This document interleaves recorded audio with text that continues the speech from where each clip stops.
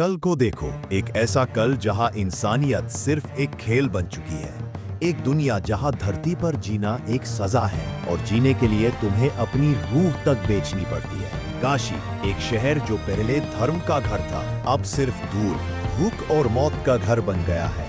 और दूसरी तरफ है कोमोर, एक नया राज्य जहां सिर्फ अमीर लोगों को जीने का हक है, बाकी सब बस मरने के लिए छोड़ दिए गए हैं। और इन सब के बीच एक शैतान का राज है, सुप्रीम लीडर यास्किन, एक ऐसा आदमी जो सिर्फ एक चीज चाहता है, अमर होने की शक्ति, और इसके लिए वो दुनिया के किसी भी कोने में जुल्म कर सकता है। पर हर जुल्म का एक अंत होता है और हर अंत के साथ आता है एक अवतार। हजारों सालों पहले महाभारत के बाद एक प्रोफेसी कही गई थी, जब धरती पर अधर्म अपने चरम पर होगा तब विष्णु का दूसरा अवतार कल्कि जन्म लेगा और वो एक बार फिर धरती को बचाएगा।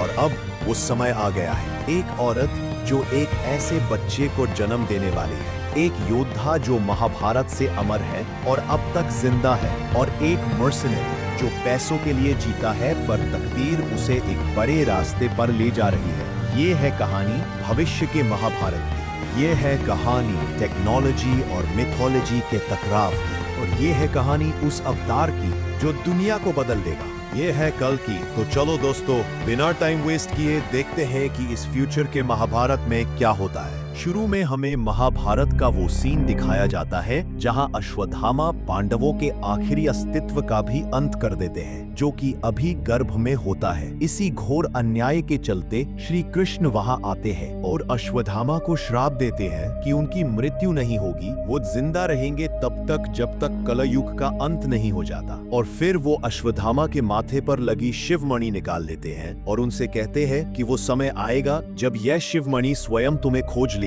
और इस धरती पर कलयुग अपनी चरम सीमा पर होगा। और फिर कल्कि आएगी, यानी श्री कृष्ण फिर से एक अवतार लेंगे, सफेद घोड़े पर सवार, और उनके हाथ में एक धधकती तलवार होगी जो कलयुग का अंत करके एक स्वर्ण युग लाएंगे। उसके बाद कलयुग की शुरुआत हुए। इंसानों ने अपनी जरूरतें और लालच के चलते प्रकृति को निचोड़ के रख दिया था। अब गंगा पूरी तरह से सूख चुकी थी, जिसमें एक बूंद भी पानी शेष नहीं था। इंसानों के व्हीकल्स भी अब बहुत एडवांस हो चुके थे। सवारी में कुछ लोग काशी जा रहे थे, इस उम्मीद में कि वहां उन्हें कुछ पल सुकून के नसीब होंगे। पेड़ पौधे सब नष्ट हो चुके थे और यहाँ की हवा इतनी जहरीली थी कि बच्चे उसमें सांस तक नहीं ले पा रहे थे और पानी के भी यूनिक्स लगते थे। तभी एक बुजुर्ग उस बच्ची को पानी पिलाता है। सब हैरान होकर पूछते हैं कि आप कौन हैं? यहाँ फ्री में पानी कोई भी नहीं देता। वो कुछ बताते तब तक वो लोग काशी में इंटर हो गए। अब काशी वो शहर नहीं रह गया था जिसे हम जानते हैं। वहाँ लूटमार और भूखमरी है। आम लोग अनाज के एक एक दाने के लिए तरस रहे थे। वहाँ से बादलों को चीरता हुआ दिखाई देता है कॉम्प्लेक्स, एक विशाल उल्टी पिरामिड जैसी संरचना जो आसमान में तैरती है और काशी शहर पर मंडराती रहती है, जो काशी शहर पर शासन करती है। और सिर्फ इलीट लोग इसमें रह सकते हैं, जिसमें बाहरी वाटरफॉल, हरे भरे गार्डन और शाही प्रकाश व्यवस्था है। यह प्रतीत होता है जैसे पृथ्वी पर यह अंतिम स्वर्ग है, जिसमें प्रवेश करने के लिए 1 मिलियन यूनिट्स लगते हैं। कॉम्प्लेक्स में शासन चलता है एक 200 साल के सुप्रीम यशकिन का। ये है काशी का लोकल गुंडा। उसके आदमी लड़कियों की टेस्टिंग करते हैं, जिसमें एक लड़की पॉजिटिव निकलती है। वो लोग उसे ले जाते हैं, जिसके बदले में उन्हें कॉम्प्लेक्स 10,000 यूनिट्स देगा। क्यों, उसके बारे में हम आगे जानेंगे। तभी उनको पता चलता है कि वहाँ एक और लड़की है, लेकिन वो भाग जाती है। जिसको वो बुजुर्ग आदमी अपने साथ ले जाता है, वो टनल में जाते हैं जहाँ उसके आदमी ऑलरेडी अंडर कवर थे। दरअसल वो सब रिबेल्स हैं जो एक हिडन सिटी में रहते हैं जिसका नाम संभाला है। इसके बारे में कॉम्प्लेक्स को मालूम नहीं होता है। संभाला के लोग इस उम्मीद में जी रहे होते कि बदलाव आएगा, एक अवतार इस धरती पर जन्म लेगा और इंसानियत को बचाएगा। उनके पास उतने हथियार और आदमी नहीं होते कि वो लोग कॉम्प्लेक्स का मुकाबला कर सके, इसलिए वो लोग इंतजार कर रहे हैं। उस बुजुर्ग का नाम रूमी होता है। वो उन सबको बताता कि उसने दिन में चमकता नक्षत्र देखा जो 6000 साल में सिर्फ एक बार दिखाई देता है। वो एक गैजेट की मदद से अपने लोगों से बात करता है। वीडियो कॉल पर बात कर रहा शख्स वीरन है, जो इस अंडरकवर रेबल्स का लीडर है, और उसके साथ जो लड़की है उसका नाम है कायरा। शंभाला से बात कर रही है मरियम, जो उनको बता रही है कि वो पौराणिक कहानियां अब सच होने वाली है।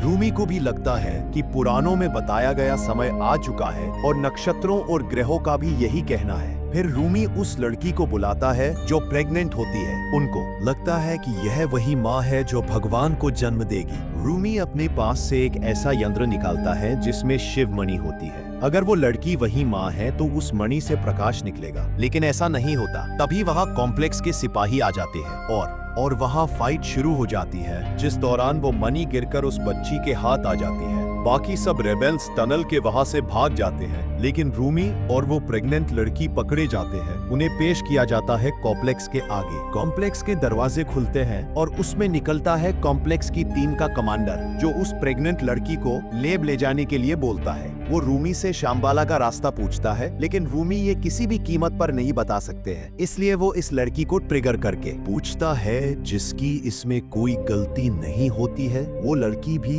रूमी को रास्ता बताने के लिए इनकार कर देती है। कमांडर उसे मार देता है। कमांडर कहता कि अब कोई अवतार बाकी नहीं है, बाकी है तो एक ही चीज, और वो है कॉम्प्लेक्स। अब सबका भगवान एक ही है, सुप्रीम यशकिन रूमी। कहते हैं भगवान एक ही है और वो आ रहे हैं दशादार का आखिरी अवतार। नाम अलग मगर पुकार वही। इन बातों से कमांडर को गुस्सा आ जाता है और वो रूमी को भी मार देता है। कुछ रिबेल्स और वो बच्ची के कमांडर 5000 यूनिट्स की बाउंटी रखता है। रेडर्स उनका पीछा करते हैं, जिस दौरान लेक पकड़ा जाता है। वहीं पास में एक कार खड़ी होती है, उसमें से एक मिनी एआई रोबो जिसका नाम बुजी है, वो उसको एनालाइज करती और शो होता है कि उस पर 5000 की बाउंटी रखी गई है। बुजी उनको बोलती है कि ये बाउंटी उसकी है और वो लोग अपने घर जा सकते हैं, लेकिन वो उस पे फायरिंग करते हैं। तभी एंट्री होती है भैरवा की। भैरवा एक बाउंटी हंटर है जो काशी में ही रहता है। उसका सपना है कि वो कॉम्प्लेक्स में जाए और एक आलीशान जिंदगी जिए जहां आम इंसान नहीं रह सकते। भैरवा एक अच्छा फाइटर है जो अपनी लाइफ में एक भी फाइट नहीं हारा। फिर दोनों ग्रुप्स में बात होती है, जहां ये रेडर्स बोलते हैं अगर भैरवा उनको हरा के बाउंटी ले जाएगा तो उसे 5000 यूनिट्स और मिलेंगे, और अब हो जाते हैं टोटल 10,000 यूनिट्स, जिस पर भैरवा फाइट करने के लिए रेडी हो जाता है और भैरवा बहुत ही आसानी से यह फाइट जीत जाता है। ये है SUMAT जो कॉम्प्लेक्स के लैब में है। लैब यानी लैबोरेटरी, जो कॉम्प्लेक्स के अंदर एक खास और गुप्त जगह है। यह कोई आम साइंस लैब नहीं है। यहाँ पर महिलाओं को जबरन रखा जाता है ताकि उनके गर्भ से एम्ब्रियो यानी विशेष भ्रूण निकाले जा सके। लैब का उद्देश्य है पृथ्वी पर नया जीवन बनाने का प्रयास। यह भ्रूण एक ऐसा मानव या शक्ति हो सकता है जो या तो अमरता दिला सके या कोई नई रेस को जन्म दे सके। इन भ्रूणों का इस्तेमाल किसी गुप्त एनर्जी स्रोत के लिए किया जाता है, लेकिन असल में ये वैज्ञानिक और अमानवीय प्रयोग है। लैब में जबरन लड़कियों को कैद किया जाता है और उन्हें प्रेग्नेंट किया जाता है। उनके शरीर को एक कंटेनर या सिस्टम की तरह यूज किया जाता है। इन महिलाओं की अपनी मर्जी, आजादी या इमोशन कोई मायने नहीं रखते, सिर्फ उनके शरीर का इस्तेमाल होता है। जैसे ही भ्रूण तैयार होता है उसे ऑपरेशन से निकाल लिया जाता है। सुप्रीम को जो सीरम चाहिए वो 150 डेज का होना चाहिए, लेकिन कोई भी प्रेग्नेंट लड़की 91 डेज से ज्यादा दिन प्रेग्नेंट नहीं रह पा रही थी। लैब का साइंटिस्ट कमांडर मानस से कहता है कि मुझे सुप्रीम के पास ले चलो, मुझे उनसे पूछना है कि प्रोजेक्ट के क्या है। अगर वो उन्हें बताते हैं कि प्रोजेक्ट के क्या है, तभी वो लोग कोशिश कर सकते हैं किसी भी लड़की को 150 डेज से ज्यादा दिन प्रेग्नेंट रखने में। असल में सुप्रीम के अलावा कोई नहीं जानता कि प्रोजेक्ट के क्या है। कमांडर साइंटिस्ट को सुप्रीम के पास ले जाता है। ये है काउंसलर बानी जो सुप्रीम के खास है। वो उनको सुप्रीम के पास ले जाते हैं। ये है सुप्रीम यशकिन। यास्किन के पास न कोई धर्म है न संवेदना। वो खुद को भगवान मानता है और बाकियों को उसकी पूजा करने वाली भीड़। उसकी ताकत उसकी टेक्नोलॉजी में छिपी है। वो अमर बनना चाहता है। उसके लिए उसे चाहिए शक्ति, और शक्ति छुपी है एक अजन्मे बच्चे में जिसे वो किसी भी कीमत पर पाना चाहता है। दरअसल लेब का साइंटिस्ट सीरम को एक्सचेंज कर देता है। ये सुप्रीम को मारने की कोशिश पर अफसोस वो साइंटिस्ट जिंदा नहीं रहता। दरअसल SUMAT प्रेग्नेंट होती है, वो भी 150 डेज से ज्यादा, जिसके बारे में लैब की एक दूसरी लड़की को पता चल जाता है। कुछ पल के लिए तो उसे यकीन ही नहीं होता, क्योंकि कोई भी प्रेग्नेंट लड़की 91 डेज से ज्यादा जिंदा नहीं रह पा रही थी। इधर भैरवा, जिसने सबसे उधार ले रखा था, वो सब उसके अड्डे पर पहुंच जाते हैं। उनमें से एक होती है रॉक्सी। दरअसल रॉक्सी भैरवा को पसंद करती है। वो गुस्से में होती है क्योंकि भैरवा उसकी फिक्र नहीं करता, वो खुद के बारे में ही सोचता है। रॉक्सी उसे बताने आई थी कि उसकी जॉब कॉम्प्लेक्स में लग गई है और वो कॉम्प्लेक्स में जा रही है, और भैरवा जो शुरू से कॉम्प्लेक्स में जाना चाहता था, उसे एक चांस मिल जाता है कॉम्प्लेक्स घूमने का। वो उसे टेम्परेरी वर्कर के बेसिस पर लेकर जा रही थी। भैरवा को 1 घंटा मिलता है कॉम्प्लेक्स में आने का। ये कॉम्प्लेक्स का जनरेटर रूम है, जिससे पूरे कॉम्प्लेक्स को लाइट प्रोवाइड की जाती है, जो धरती से पूरी एनर्जी खींचने के बाद उत्पन्न होती है। वो लोग और ऊपर जाते हैं जहाँ हरियाली ही हरियाली होती है, खूब सारे पेड़, फ्रूट्स, जैसे वो लोग जहन्नुम से जन्नत में आ गए हो। खुली और शुद्ध हवा, आलीशान महल, और वहाँ रह रहे थे सबसे अमीर लोग। लेकिन एक गड़बड़ हो जाती है और वो लोग पकड़े जाते हैं। इधर काउंसलर बानी को एक अनोखी चीज मिलती है। काशी में कुछ तो अजीब हो रहा था, कुछ ऐसा जो साइंस की सोच से परे हो। लेब में SUMAT पकड़ी जाती है। एक रेडर को पता चल जाता है कि वो नेगेटिव होने के बावजूद भी प्रेग्नेंट है। दूसरी तरफ वो छोटी बच्ची जिसकी जान रूमी ने बचाई थी, वो फिर से उनकी नजर में आ जाती है। इस बार वो भागकर एक पुराने खंडर हुए रेत के नीचे दबे मंदिर में चली जाती है रेडर। वहाँ भी उसके पीछे पीछे चला आता है और वो पकड़ी जाती है। लेकिन तभी होती है एक अनोखी चीज। चांदनी टूटी फूटी छत से अंदर झांक रही है। पत्थर की दीवारों पर समय के निशान उभरे हैं। हवा में धूल और अगरबत्ती की मिली जुली गंध फैली है। अश्वत्थामा फटे पुराने वस्त्रों में विशाल शिवलिंग के सामने बैठे हैं। उनके चेहरे पर सदियों की थकान और आंखों में अमरता का बोझ झलक रहा है। वो उठते हैं और अपनी छड़ी से रेडर का सर धड़ से अलग कर देते हैं। लेब में SUMAT को पॉजिटिव कंटेनर में डाल दिया जाता है और उसे रेडी किया जाता है प्रयोग के लिए। सुप्रीम को चाहिए 150 डेज, जिसके लिए यह लड़की परफेक्ट है। लेकिन तभी कुछ हलचल होती। अचानक प्रयोग रुक जाता है, लाइट्स ऑफ हो जाती है, पूरा कॉम्प्लेक्स हिल जाता है। काउंसलर बानी जैसे ही उस अस्तर को छूते हैं, उन्हें बड़ा सा झटका लगता है। सुमैटी वहां से गायब हो जाती है। उसे बचाती है वो जिसने उसको पकड़वाया था। दरअसल वो एक रिबेल है, उसका नाम लिली है, जो सांबाला से आई है। 2 साल से वो कॉम्प्लेक्स में काम कर रही थी, इसलिए उसे वहां से बाहर निकलने का रास्ता मालूम था। लिली उसे एक टनल से आगे बढ़ने के लिए कहती है, जहां पहले से उसके लोग इंतजार में खड़े थे। वो जैसे ही आगे बढ़ती है, दीवारों से आग की लपटें निकलती है। पीछे रेडर उस तक पहुंच जाते हैं। अब उसके पास बचने का कोई रास्ता नहीं होता। वो हिम्मत जुटाकर आगे बढ़ती है। आग की लपटें निकलती है, पर उसे छू नहीं पाती। उसके पीछे रेडर्स आते हैं, जो बुरी तरह से जल जाते हैं। टनल से बाहर निकलते ही वो बेहोश हो जाती है। वो जैसे बेहोश होती है। इधर मंदिर में कुछ हलचल होती है। तभी अश्वत्थामा, उनके माथे का रत्न हल्की सी नीली रोशनी में चमकता है। यह वही शिवमणि है जो रूमी के पास थी, जो अब रोशन हो चुकी थी। अश्वत्थामा उसे अपने माथे पर लगा लेते हैं। उसके बाद उनके सारे जख्म अपने आप ठीक हो जाते हैं। ऐसा लग रहा है जैसे उनकी वर्षों की तपस्या पूरी होने वाली है। उनकी मुक्ति का समय नजदीक आ गया हो। कॉम्प्लेक्स में कमांडर काउंसलर बानी को पूरी घटना बताते हैं, जिस पर बानी कहते हैं कि हमें अलर्ट रहना होगा, कुछ तो अजीब हो रहा है। यह गांडीव पौराणिक महाभारत का वही दिव्य धनुष है जो भगवान श्री कृष्ण ने अर्जुन को दिया था। इसको कोई भी मानस छू नहीं सकता है, स्वयं ब्रह्मा जी ने इसे रचा है। इधर SUMAT को होश आता है। रिबेल के लीडर वीरन उसे पूछते हैं कि कॉम्प्लेक्स के अंदर क्या चल रहा है। वो कहती है उसे कुछ नहीं मालूम। फिर कायरा उससे फ्रेंडली होने की कोशिश करती है। वो उसका नाम SUMAT की जगह सुमति रख देती है। वो बताती है कि शंबाला में सब उसका ही इंतजार कर रहे हैं। इतने में रेडर वहां आ जाते हैं। वो उनका ट्रक रुकवाते हैं। वीरन एक्टिंग करते हैं जैसे वो कबाड़ इकट्ठा करने वाले हों, लेकिन वो ट्रक की बैक ओपन करने को कहता है। जैसे वो उसके अंदर जाता है, कायरा उसे शूट कर देती है। इतने में अज्जू भी